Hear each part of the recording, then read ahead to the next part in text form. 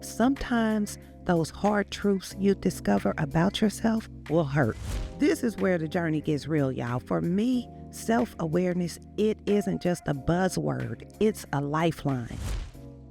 Welcome to What I Know. I'm Sherry Webb, and if you're tuning in today, know that you're in the right place. This is where we get real about self-awareness, healing, and all those moments in life that force us to grow. There's one thing I know for sure, two things I know for certain. Number one is you will never become self-aware until you start paying attention to yourself. Number two, sometimes those hard truths you discover about yourself will hurt. That's right, y'all. The truth can hurt. And number three, even though the truth may hurt, if you have a strong enough desire to heal and you are willing to do the work, the truth will also set you free. Let me tell y'all something. Let me tell you what I know. I am a 53-year-old woman who's been through more than my fair share of trust issues, partly thanks to a childhood with an emotionally absent and manipulative mother. It's been a struggle that, believe it or not, it still shows up in my life today. But here, I'm turning those scars into stories of strength. Today, we're going to dive into a story about a relationship that hit a major crossroad, one that forced a couple to confront deep hurts, make some hard choices, and ultimately choose the narrow path that leads to true healing. The relationship I'm referring to just happens to be my own. And yes, my fiance and I continue to work through the issues that almost broke us. It almost broke us because of his impulsive move. And I can honestly say that we're stronger now than we've ever been. So stick with me as we unpack this journey of heartbreak, forgiveness, and the power of self-awareness. So I want to take you back to a time when we were in a long-distance relationship, which wasn't that long ago. Our love felt full of promise despite the miles between us. We didn't even focus on the distance because from the very beginning, we had a plan that would eventually bridge the gap between our current living situations. Okay? Everything was going well until one day, out of the blue, my fiance made a decision that hit me like a ton of bricks. Without any real plan and completely against my wishes, he decided to move back home with me. Now, that impulsive move wasn't just a logistical change, y'all. It shattered the dreams that I'd been holding so close, leaving me feeling abandoned, betrayed, and questioning whether I could trust love again. It was in that moment I was reminded of every time my childhood taught me that trust was a luxury I couldn't afford. So growing up with a mother who was emotionally absent and often manipulative, I learned early on to keep my guard up. And yet here I was, blinded and blindsided from a decision that echoed every old wound.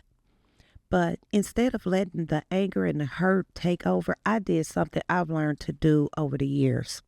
I prayed. I asked God not to let my heart harden, to show me the lessons in this pain, and most of all, to help me find the strength to forgive. That was the hardest part. It was a raw, honest moment where I had to face not only the betrayal of my fiance, but also the inner scars that had been with me since childhood. Now, let's bring in a powerful piece of wisdom from the Bible. I want y'all to, if you have a chance to look at this. In Matthew 7:13, Jesus talks about two roads. The wide road, which is also easy to choose and filled with quick fixes and instant gratification. Now, the other road is narrow, and it's the most challenging, but it leads to a true lasting life. That wide road is tempting. It promises comfort without demanding much from you. It gives you instant gratification. In a nutshell, the wide road feels satisfying at the moment. But as I learned on the day he arrived back home, the easy path could lead to deep, lingering hurt. My fiance's impulsive move was like choosing a wide road, one that it bypassed thoughtful communication and respect. So this move brought immediate chaos. It was just chaotic. And it also brought long term pain. But my decision to pray, to choose vulnerability and introspection, was me stepping onto that narrow road. Let me be very clear when I say that this was not an easy choice. It forced me to not only confront the pain of the moment, but also the old wounds from my past. That narrow path, though full of challenges, it promised healing and growth. And this is what I wanted more than anything, because I was tired of my past hurts like catching me off guard and showing up in my life and in the most unexpected ways. I mean, I just would never be prepared. And so I was tired of going through that. And I recognized that this was happening. So this is where the journey gets real, y'all. For me, self-awareness, it isn't just a buzzword. It's a lifeline. I realized that the hurt I felt wasn't just about one bad decision in a relationship. It was a mirror reflecting a lifelong struggle with trust. It was a battle that it began in my childhood with a mother who never really showed up emotionally for me and often left me feeling small. This is a subject that I have never openly spoken about because I didn't want to come across as not respecting my mother. And let me be brutally honest. I was worried about what she and possibly other members of my family may think if I spoke truth, my truth. But here, the truth is all that matters, because becoming self-aware and helping you become self-aware is my mission. So let's get back to the story of this journey that required me to take the narrow path that leads to healing and wholeness. Okay, so that day my fiance moved back, and many days after, as I prayed for forgiveness and healing, I wasn't just asking for the strength to forgive my fiance. I was asking God for the courage to face the parts of me that had been hurting for decades. Like I said, I'm 53. I recognized that I had been carrying scars that taught me to be cautious, even closed off in love, and even in like my friendships throughout my life. But those scars, they also held the key to my growth, if and only if I was going to be brave enough to let God help me heal the scars. In that raw moment, I decided to choose the narrow path, a path that demands self-reflection, ask you to confront your deepest wounds, but it also slowly transforms your pain into power. And as hard as it is, I've learned that each step on that path is a step towards becoming more whole. All right, so let's break it down. If you are out there, you're feeling any kind of pain or recognizing those old scars in yourself, here are some real steps you can take to start walking on the narrow road towards healing. Keep in mind, the narrow road is challenging, and very few choose this road, but it is the one that is going to transform your life. Number one, do daily reflections and like journal. Every day, carve out some time to be with yourself. Write down what you're feeling, even if it hurts. Ask yourself, why am I feeling this way? What old wound is this triggering? Sometimes getting it on paper is the first step to understanding.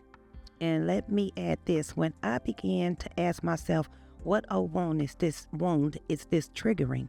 God began to reveal the truth to me. He answered every single one of my questions. All right, so the second The second step you can take is to pray and meditate.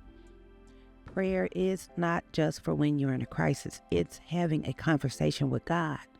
Take moments of quiet time, let your guard down, and ask God to reveal the parts of your heart that need healing.